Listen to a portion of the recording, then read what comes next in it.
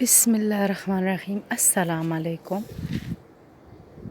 اللہ کا فرمان، جو کچھ تمہارے پاس ہے وہ ایک دن ختم ہو جائے گا، اور جو عمل تم اللہ کے پاس بھیج دو گے وہ ہمیشہ باقی رہے گا۔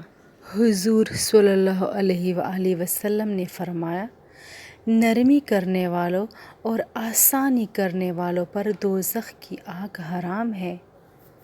اللہ جنتیوں کے بارے میں فرماتا ہے، جو غصہ کو پی جانے والے ہیں اور لوگوں کے قصور معاف کرنے والے ہیں۔ رسول اللہ صلی اللہ علیہ وآلہ وسلم نے فرمایا، جو کوئی کسی کا قصور معاف نہیں کرے گا تو اللہ تعالیٰ قیامت کے دن اس کا قصور معاف نہیں کرے گا۔